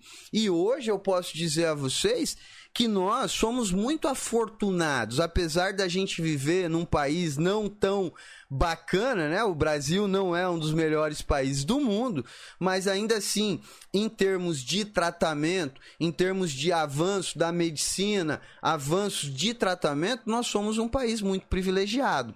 Gostaria de agradecer minha tia Vera, que está aí participando. Minha tia é uma pessoa muito querida, é uma pessoa que me ajudou muito, participou da minha internação, ajudou muito. Tia, te amo, né? Dá um beijo aí em todo mundo que está em Itu. Bel também, uma pessoa muito querida, tá aqui toda quinta-feira participando. Beijão, Bel, seja muito bem-vinda. Então, assim, quando eu consigo olhar para o problema como o problema de fato fica muito mais fácil de eu começar a entender por onde é que eu vou seguir. Se o meu problema é a chuva, a solução é fazer parar de chover. Se o meu problema é o lixo que eu jogo na rua, a minha participação na vida política da comunidade aonde eu vivo, a minha responsabilidade com o lixo da minha casa, a minha responsabilidade quando eu construo a minha casa e aí eu faço o quintal todinho de concreto e assim vai sucessivamente. Quando eu consigo enxergar a minha parcela de responsabilidade, fica mais fácil de eu começar também a resolver o problema. E com a adicção, com a dependência química não é diferente, né? Quando eu tenho a consciência de que de fato é uma doença e eu não preciso ir muito além para afirmar que é uma doença, porque hoje já é reconhecida, né, pelo Ministério da Saúde, já é reconhecida pela Organização Mundial da Saúde, tá lá classificada, né, no catálogo internacional de doenças. Para quem não conhece, se chama CID, né? É o catálogo internacional de doenças ou código internacional de doenças. Dentro dessa codificação tá lá a adicção, né? O uso de substância que interfere na vida do indivíduo a ponto dos seus comportamentos se tornarem descontroláveis, né? Do CID-10, F10 até o F19 fala só sobre dependência química. Então, a gente precisa começar a enxergar o problema como uma doença. esse é o primeiro ponto que eu queria abordar com vocês. Esse é o primeiro ponto que eu queria que ficasse muito bem claro. Dependência química é doença. E não adianta simplesmente eu dizer. Eu preciso enxergar como uma doença. E como é que eu faço então para enxergar como uma doença? Eu preciso enxergar o problema sem o uso de drogas. Eu preciso olhar para os comportamentos, eu preciso olhar para a vida que o adicto está vivendo. Gostaria mais uma vez de pedir a vocês, para quem gosta dos meus vídeos, para quem me acompanha, já vai deixando o seu like, já vai deixando o seu joinha aí, que me ajuda muito na distribuição desses vídeos, né? E para quem não é inscrito no canal, se inscreva. E para vocês que estão aí assistindo, não deixe de compartilhar com outras pessoas. Então, quando eu começo a enxergar o problema, mesmo sem o uso de substância, fica mais fácil para eu começar a compreender o que de fato é uma doença. Que por trás daquele indivíduo, por trás daquela pessoa que usa droga, existe um ser humano e esse ser humano desenvolveu comportamentos que são disfuncionais, independente de ele estar usando drogas ou não. E quais são esses comportamentos disfuncionais? Como é que eu observo esses comportamentos disfuncionais? É muito simples, é muito simples. Imagina só um indivíduo como eu, de 34 anos de idade. O que se espera de uma pessoa de 34 anos de idade? Num contexto geral, num padrão, o que se espera de uma pessoa de 34 anos de idade é que tenha a capacidade de resolver problemas, é que tenha a capacidade de administrar uma vida financeira, é que tenha a capacidade de desenvolver um relacionamento afetivo, é que tenha pelo menos um pouco de consideração pelo pai, pela mãe, pela sociedade do qual o convive, é que consiga se comunicar com as pessoas de uma maneira respeitosa e educada. Então a gente tem um padrão estabelecido que seria uma média ali do que se espera de acordo com cada idade de cada pessoa. E se a gente for olhar para o adicto, a gente consegue enxergar com muita clareza que esse indivíduo, essa pessoa, ele não está atingindo, ele não está vivendo como a grande maioria. E a gente começa a notar que esse problema não tem a ver com o uso de drogas. Ele não consegue mais resolver problemas simples. Ele já não consegue mais se comunicar com pessoas de uma maneira saudável. Ele já não consegue mais nem sequer ter consideração.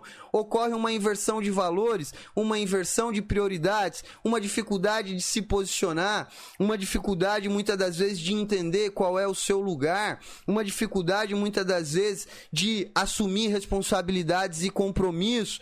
Então a gente consegue enxergar com muita facilidade um descontrole comportamental, o que faz desse indivíduo um adicto, e não simplesmente a quantidade ou o tipo de droga que ele usa, e sim o quanto a vida dessa pessoa de fato deixou de funcionar, o quanto esse indivíduo tem se tornado cada vez mais disfuncional, a ponto de alguém começar a ter que resolver os problemas desse indivíduo, a ponto de muitas das vezes a mãe, a esposa, o pai, o irmão começar a ter que assumir a vida desse indivíduo, ter que cuidar dos filhos, ter que pagar aluguel, ter que fazer a feira do mês, ter que pagar a conta de água, de luz, de telefone, ter que cuidar muitas das vezes do trabalho, porque senão perde o emprego, né? Então existe alguém.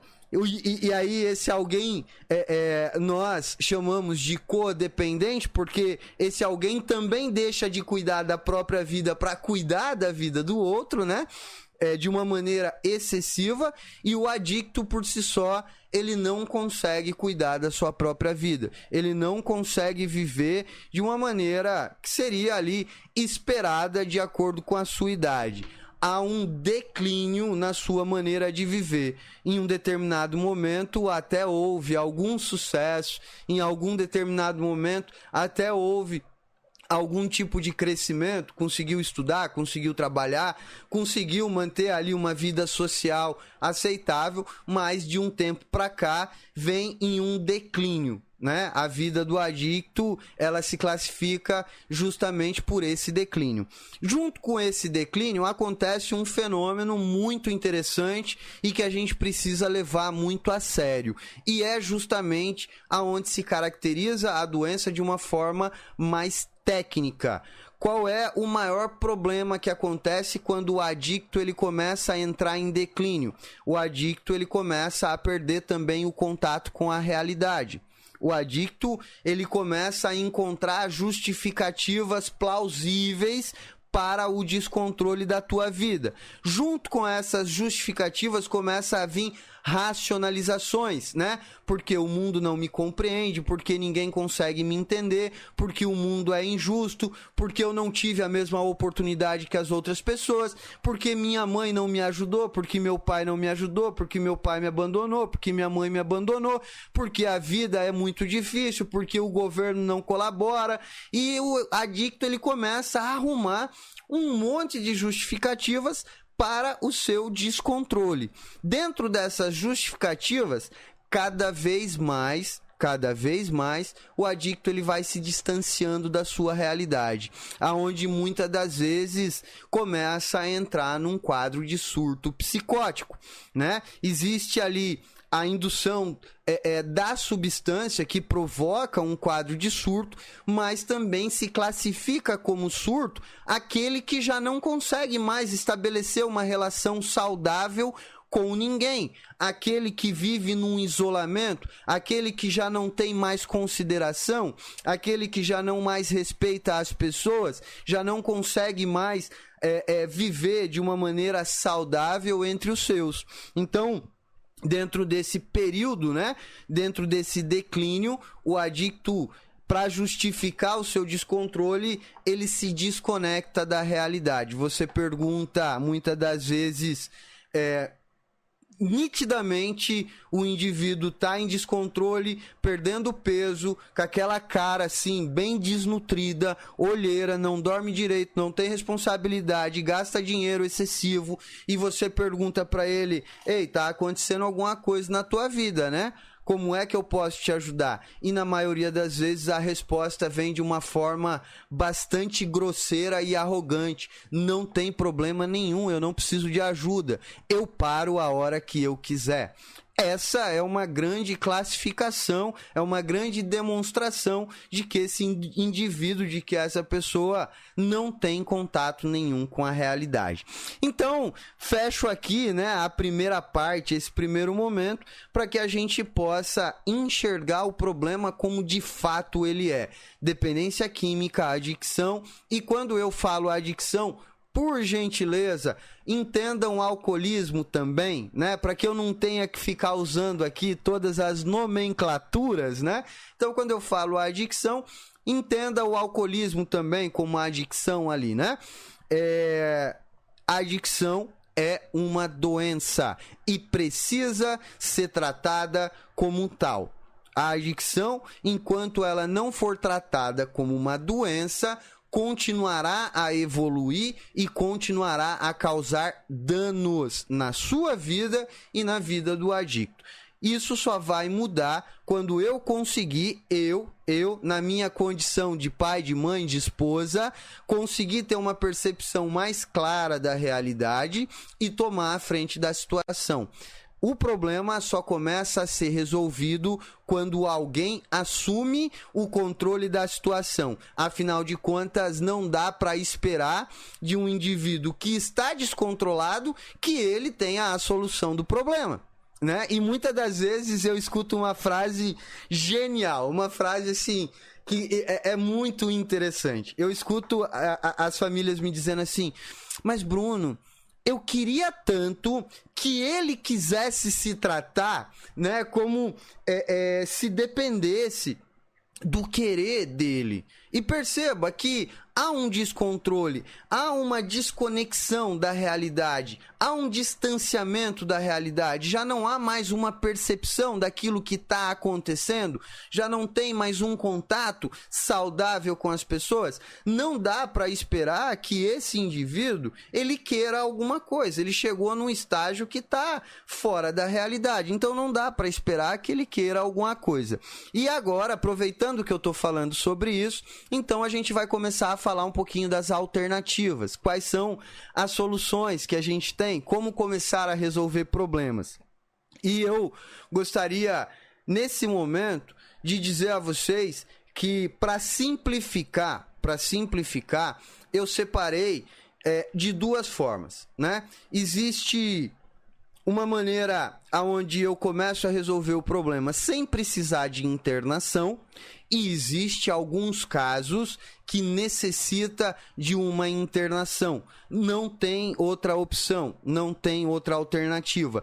Infelizmente, hoje, as clínicas tomaram conta de tudo, né? Hoje tem clínica para tudo que é lado, tem tudo que é tipo de clínica, e aí a internação acabou se tornando a primeira alternativa, a primeira opção, né? Eu vejo hoje muitas pessoas que chegam numa comunidade, que chegam numa clínica e que nunca tiveram nenhuma outra opção de tratamento, nenhuma outra alternativa de tratamento, e eu diria que isso não é muito saudável, né? Isso não é muito legal. Existe casos, volto a dizer, que não tem opção. E aí, quais são esses casos, né? Que não dá para ter outra alternativa, que tem que ser internação. Aquele que o descontrole já está interferindo na vida de terceiros, e esse descontrole tem causado danos físicos, materiais e emocionais que talvez sejam irreparáveis. Esse indivíduo, essa pessoa que chegou nesse estágio, que se desconectou completamente da realidade, vive completamente isolado, já não tem mais uma comunicação saudável, essa pessoa que já não tem mais consciência, infelizmente, não dá para esperar que ele queira algum tipo de ajuda. Vai necessitar da internação. E aí, dentro dessa questão, dentro desse assunto internação, a gente também divide em duas modalidades, em dois tipos de tratamento, né? Dentro das internações, a gente tem as internações compulsórias, aquelas que os indivíduos, né, os adictos, eles vão contra a vontade, e essas são feitas através de uma determinação judicial, né, ou é feito através de uma internação voluntária, involuntária, né, que é feito através de um laudo médico, ou as internações voluntárias. Hoje as comunidades elas se dividem em dois grupos praticamente. As comunidades terapêuticas, que só trabalham com internações voluntárias, né? As comunidades, algumas religiosas, outras filantrópicas, e assim vai, né? Aquelas comunidades que não têm uma estrutura tão profissionalizada, né? Que não tem uma estrutura tão consolidada, e as clínicas terapêuticas. As clínicas terapêuticas, normalmente, elas trabalham com o tratamento involuntário ou compulsório. E vale lembrar que, Bruno, internação compulsória funciona, internação voluntária não funciona? Não. Eu, Bruno, mesmo trabalhando dentro de uma clínica, acredito que todos os meios de tratamento, eles funcionam. Todos os meios de tratamento, eles têm a sua eficiência, eles têm a sua eficácia. O problema é que muitas das vezes a família erra no tempo, erra na hora de buscar ajuda, fica esperando o caso se agravar. Não, porque vai passar, é só uma fase, daqui a pouco melhora. Não, porque isso é da idade. Não, porque isso é assim mesmo, né? Faz parte, é jovem, né? E a família fica esperando, e o problema só vai se agravando. Então eu acredito que todos os meios de tratamento, eles funcionam.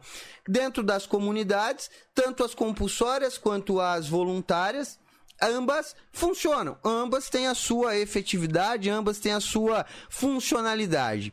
Dentro desse momento, eu gostaria de salientar um detalhe muito importante. Até pouco tempo atrás, até pouco tempo atrás, não existia uma regulamentação que falava sobre as comunidades ou sobre as clínicas, né? Então, o que é que aconteceu? O fenômeno comunidade terapêutica foi algo que explodiu no Brasil do dia para a noite. Do dia para a noite, as clínicas começaram a brotar feito pipoca.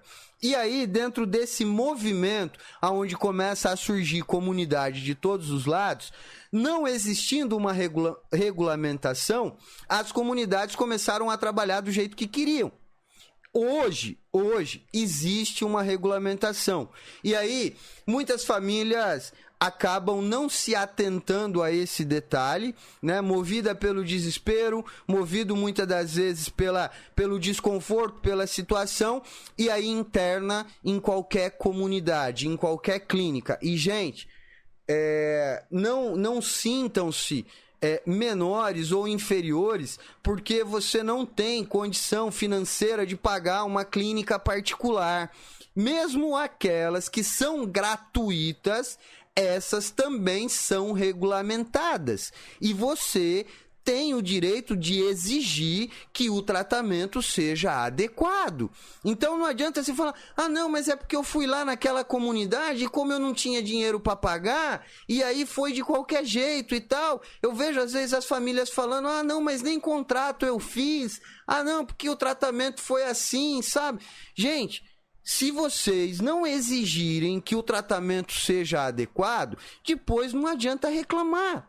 No mínimo, independente de como seja essa comunidade gratuita, paga, compulsória, não compulsória, voluntária, involuntária, da igreja A, da igreja B, do pastor, do padre, independente de como seja essa comunidade, no mínimo, ela deve ter um alvará de funcionamento. No mínimo, ela deve ter um alvará do Corpo de Bombeiros. No mínimo, ela deve ter um alvará da Vigilância Sanitária. E no mínimo, ela deve ter uma estrutura profissional do qual se exige um profissional responsável pelo tratamento. Se a comunidade não tem isso, não interna. Porque vai dar errado. E depois, não adianta ficar reclamando, porque a comunidade e tal é ruim, não presta. Não, você pode buscar e deve buscar outras alternativas, outras opções. Então, existe aqueles adictos que não tem outra opção, que não tem outra solução, que é clínica terapêutica. E aí a gente chega num ponto muito importante. Bruno, o caso dele é a internação compulsória, é a internação involuntária, ele não quer o tratamento, ele chegou num estágio do qual não tem como conversar com ele, mas eu não tenho condição de pagar um tratamento compulsório, porque a maioria das clínicas que fazem tratamento compulsório involuntário são particulares. Aquelas que são gratuitas normalmente só aceitam pacientes voluntários. E aí tem um recurso que eu já falei sobre isso algumas vezes e eu vou falar de novo. Olha só, pelo fato de a adicção ser uma doença, ser reconhecida como uma doença, todo cidadão tem o direito ao tratamento. Caso não exista o tratamento ofertado de forma gratuita na tua cidade, no teu município, no teu estado, o SUS é responsável por custear esse tratamento. E aí você pode e deve buscar, através da Defensoria Pública, recursos para custear esse tratamento. Você vai lá na Defensoria Pública da sua cidade, né, procura um advogado e fala, o meu caso é esse. Eu preciso de uma internação, meu filho está fora de controle e eu não tenho condição de pagar e eu preciso da sua ajuda. E aí será movido uma ação, será movido um processo para que alguém custeie esse tratamento, ou o município, ou o estado, ou a federação. E aí cada estado, cada município tem os seus meios para conseguir, mas todo cidadão tem o direito ao tratamento. Todo cidadão tem o direito ao tratamento. O maior problema é que muitas das vezes a gente, pelo fato de não saber, acaba não buscando aquilo que deveria ser. E a gente se contenta com aquilo que está sendo dado ali de uma maneira, muitas das vezes, até errônea, né? Então, dentro desse caso, internação, dentro desse caso que já não tem outra opção, obrigatoriamente é clínica. Dentro da opção clínica, a gente avalia se o tratamento é voluntário, se o tratamento é compulsório. Se o tratamento é voluntário, a gente tem algumas opções. Se o tratamento é compulsório, a gente vai para a clínica. Se eu não tenho condição de pagar, eu busco recursos federais, estaduais ou municipais. De qualquer forma, dá para resolver o problema. Dá para resolver o problema. Não adianta ficar choramingando. Ah, porque eu não tenho recurso. Ah, porque eu não tenho como. Ah, porque não dá. Não, dá. Dá para resolver o problema. Aí eu quero falar com vocês também de um segundo ponto que a gente acaba ignorando algumas vezes, que são as opções aonde não necessita de uma internação. E hoje nós temos algumas opções para isso, né? Hoje existe alguns recursos para isso. Aquele indivíduo, aquele adicto que ainda trabalha, que ainda tem alguma responsabilidade, que ainda cumpre alguns horários, que tem a consciência de que está se descontrolando, que precisa de ajuda, que muitas das vezes ele, por si próprio, pede ajuda à própria família, né? Eu quero me tratar, eu preciso me tratar. E aí, para esse, existe algumas opções que eu gosto muito de falar, né? Eu, por exemplo, sou um grande admirador do trabalho do CAPS-AD.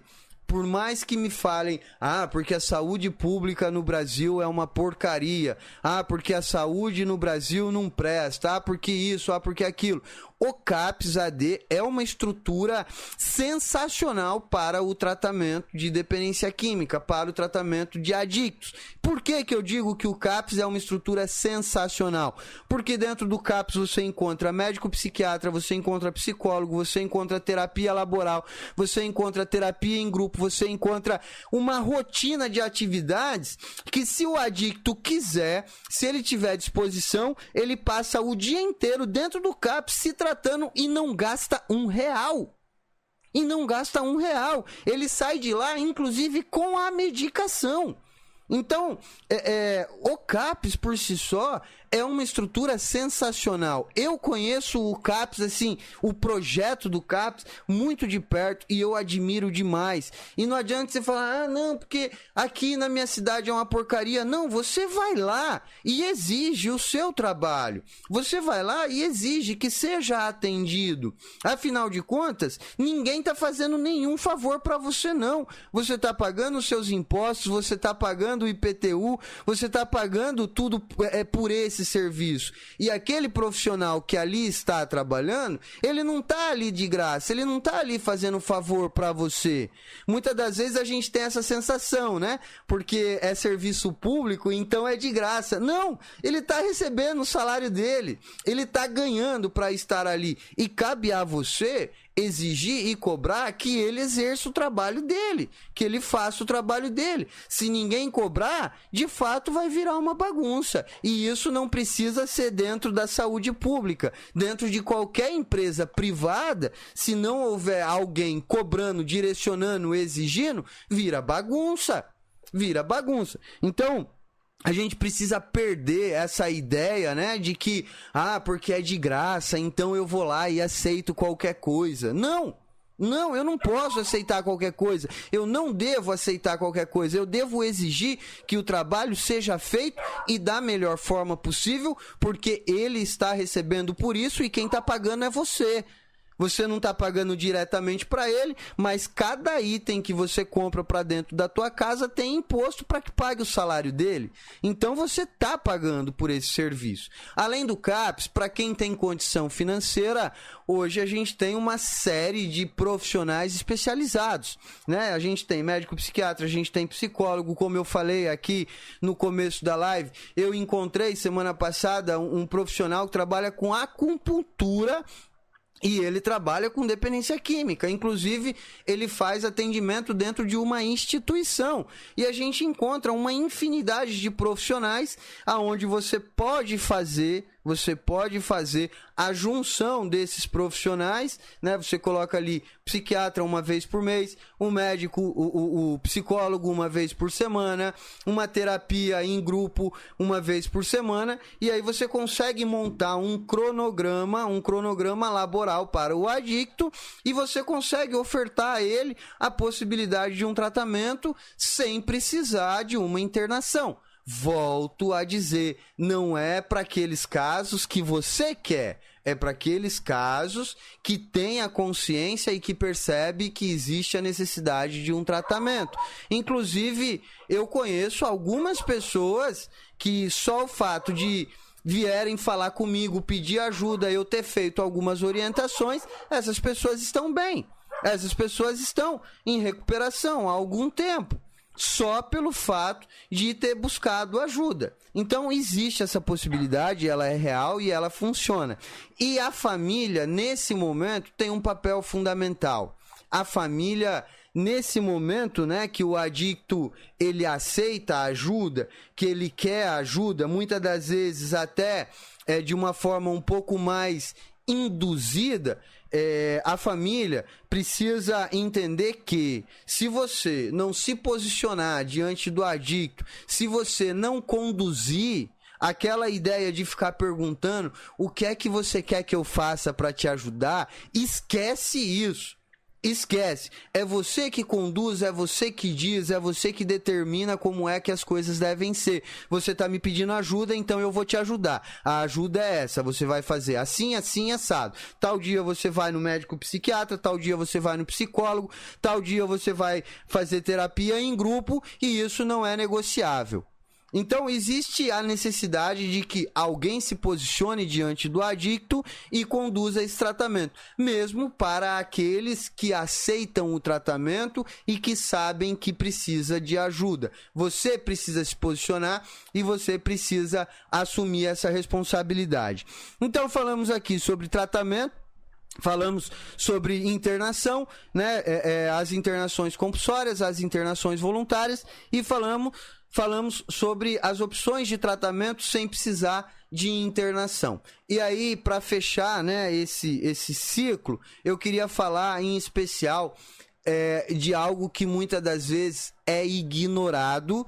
E eu não sei se vocês sabem, mas hoje é reconhecido como a ferramenta mais eficaz para o tratamento de dependência química mundialmente falando, que são os grupos anônimos. Os grupos de alcoólicos anônimos e narcóticos anônimos hoje é reconhecido como a ferramenta mais eficaz mundialmente falando, a ferramenta que mais salva vidas no mundo. E eu vejo frequentemente as pessoas ignorando as Irmandades Anônimas, como se fosse um grupinho qualquer, como se fosse uma coisa banal, uma coisa fútil, né? Eu vejo com muita frequência as famílias falando assim, porque você precisa trabalhar, porque você precisa estudar, porque você precisa pagar suas contas, porque você precisa organizar a sua vida, mas muito raramente eu vejo as famílias dizendo, você precisa ir para o grupo todos os dias.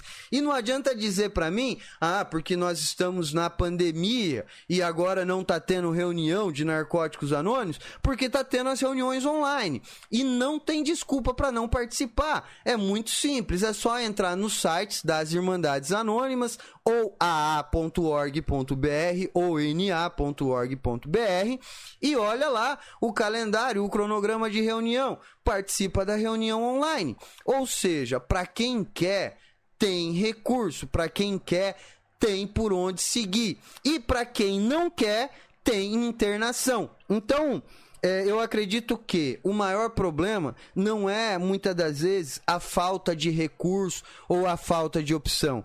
O maior problema é a forma como eu tenho olhado para o problema, a forma como eu tenho enxergado o problema, a forma como eu tenho classificado o problema.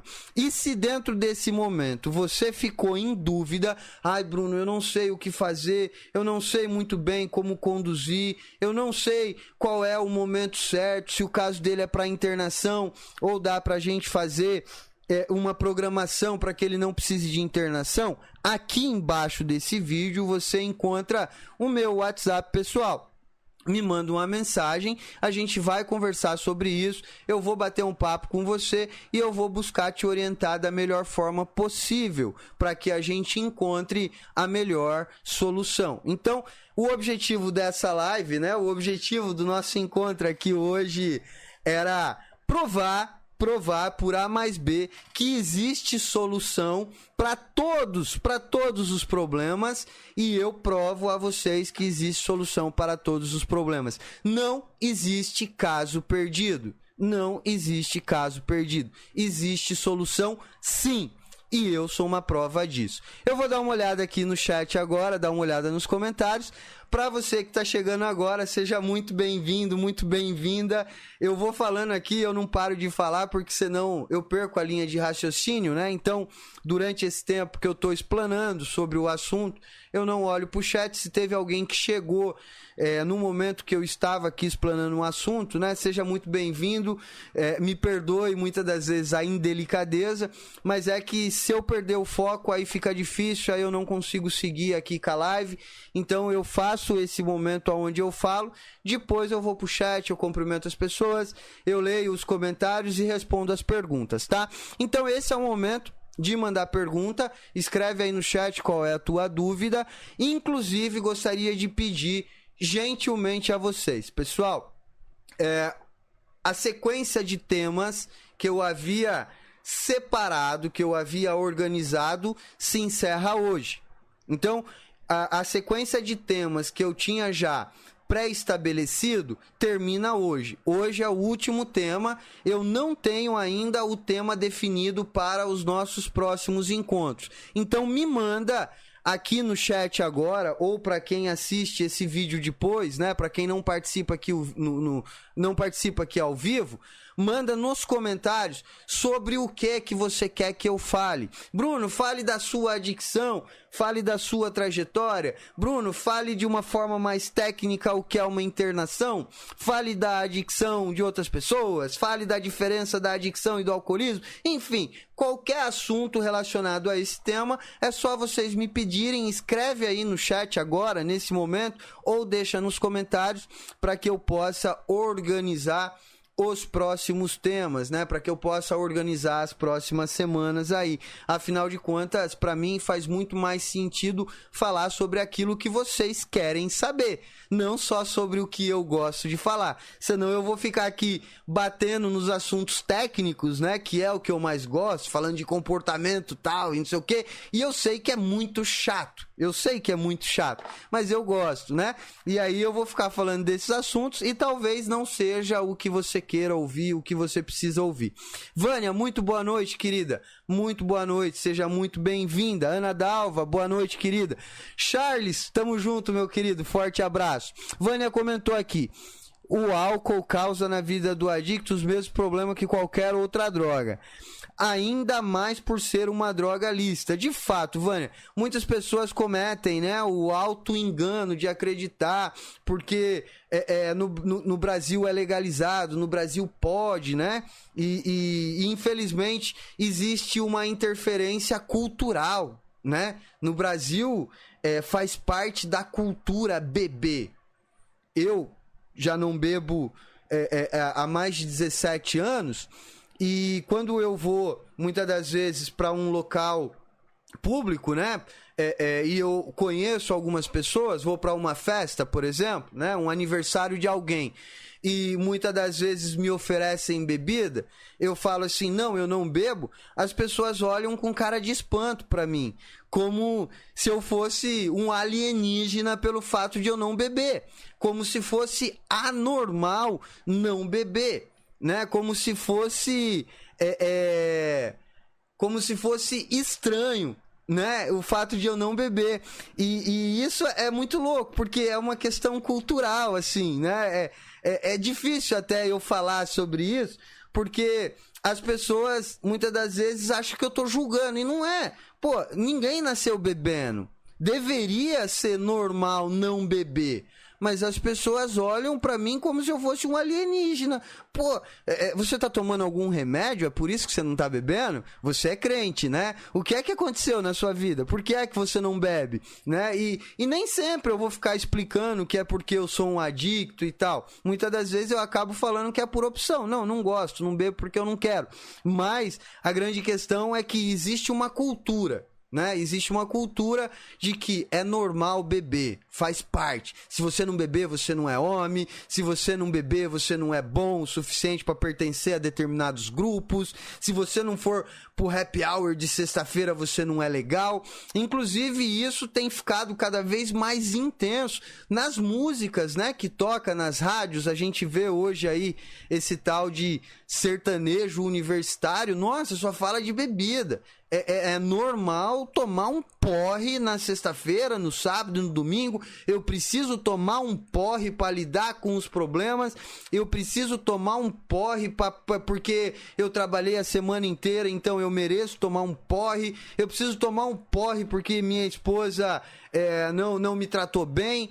É muito complicado isso, né? É muito complicado e as pessoas tratam dessa forma. As pessoas tratam dessa forma. Agora, vale lembrar que quem precisa ter consciência disso sou eu. Quem é o responsável para cuidar do meu problema sou eu. Quem é o responsável para resolver o meu problema sou eu. Quem é o doente da história sou eu. Logo, não faz sentido eu querer que todo mundo compreenda o meu problema. Não, eu nem preciso que as pessoas compreendam, né? Eu nem preciso. Mas que prejudica muito, prejudica. Principalmente para quem está iniciando, né? Uma jornada de recuperação. Eu me lembro de quando eu saí da clínica, né? Os primeiros meses, eu ia para determinados lugares, né? Festa de família, ou para o centro da cidade, enfim, ia para alguns lugares e eu sentia o cheiro da cerveja mesmo estando a metros de distância, 10 metros, 15 metros, 20 metros de distância. Eu sentia o cheiro da cerveja e me dava água na boca, né? Porque existe um impulso, né? Calor demais, precisa tomar uma cerveja para refrescar, né? Não existe uma propaganda de cerveja que tem uma mulher feia. Toda propaganda de cerveja tem uma mulher bonita do lado. Então, isso é algo muito cultural, muito enraizado. E quando eu saí do meu tratamento, eu sentia o cheiro de longe. Logo, eu tinha uma vontade muito grande de beber. Hoje eu já lido com muito mais naturalidade com isso. Hoje, para mim, é muito mais tranquilo. Já não tenho mais tanta dificuldade. Mas é algo muito sério e precisa ser tratado com a devida seriedade para os adictos. Bebida alcoólica tem o mesmo efeito na vida do adicto. Aliás, eu diria que qualquer substância tem o mesmo efeito na vida do adicto. Vai trazer um descontrole imenso para a vida dele, tá? Ana Dalva comentou, né? O CAPS é ótimo, conheci o trabalho, muito bom mesmo. Só não funciona se o adicto não levar a sério.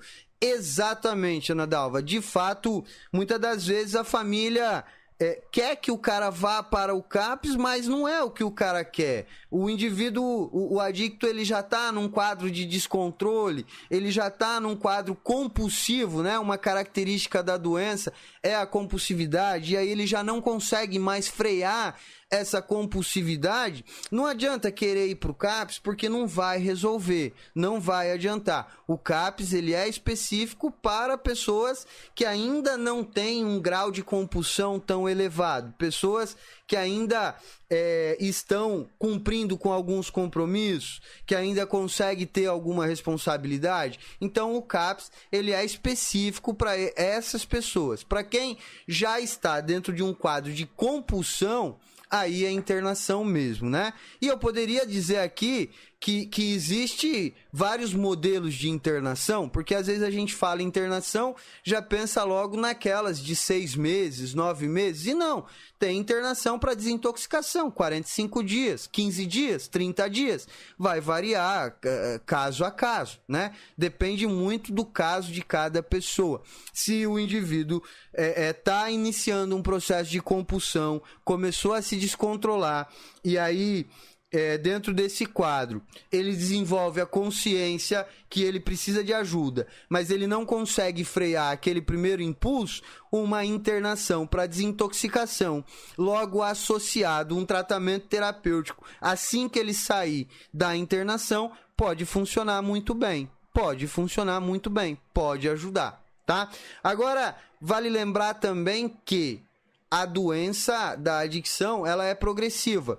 Então, para aqueles casos que já chegaram num quadro de internação, já desenvolveu uma compulsão em algum momento da vida, não adianta esperar que agora o CAPS vai funcionar. Porque se já chegou num quadro de internação de 6 meses, 9 meses, se houver uma recaída, vai necessitar de outra internação nesse perfil. Não adianta esperar que o CAPS vai resolver, porque a doença, ela evolui, ela não regride. Então vai continuar da onde parou, tá? Minha tia comentou: que delícia te ver. Tia, morrendo de saudade de vocês. Não vejo a hora de poder ir aí em Itu para poder dar um abraço em todo mundo, para poder rever vocês. Te amo de paixão. Muita saudade mesmo. Dá um beijão em todo mundo aí, tio Zé, na Carla, no Feu, né? Em todo mundo aí. Beijão pra vocês. Amo vocês. Realmente é ótimo ouvir e ver o Bruno nos orientar e nos ajuda muito. Obrigado, Ana Dalva. Muito obrigado mesmo. Fico muito feliz em poder ajudar. Bel, só não tem solução pra quem não quer. E cada um tem o seu momento, não é verdade? Exato, Bel, foi justamente o que eu falei aqui. E a gente precisa respeitar o momento de cada um, né? A gente precisa, de fato, respeitar. Não adianta eu exigir que ele queira como eu quero, ou exigir que ele pense como eu penso. Porque ele não dá valor nas coisas que eu faço para ele. É óbvio, ele é uma pessoa e você é outra. E vocês dois desenvolveram maneiras diferentes de enxergar a vida, de enxergar o mundo. É óbvio que vocês não vão ter o mesmo apreço pelas coisas. Não vão ter. Pode ser até que se identifiquem em um ponto ou outro, mas são pessoas diferentes. Então, não vai ter. Gente, acho que é isso. Legal. É isso aí, você ouviu Bruno Góes, muito boa a explanação do Brunão. Muito obrigado, Bruno, ajuda muito aqui o programa Independência. Vamos ficando por aqui, passei uns minutinhos do prazo, é que tava muito boa a live do Brunão. Se vocês quiserem, tem o canal dele no YouTube, vocês conectam lá e seguem Bruno Góes, muito legal. Obrigado então, fiquem com Deus. E agora, programa Independência vai ficando por aqui e dando espaço para o programa Tardes Sônicas, as pedradas do rock and roll. De agora até o fim da tarde, só rock and roll raiz. Um abraço, um beijo no coração, fiquem com Deus, tchau, tchau.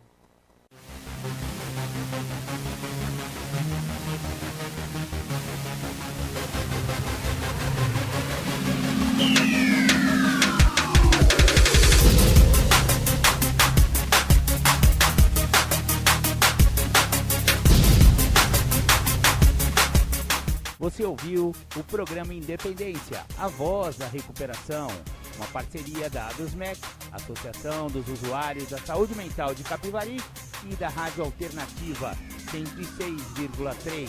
Até domingo que vem, com mais informações a respeito de dependência química e alcoolismo. Obrigado, até mais!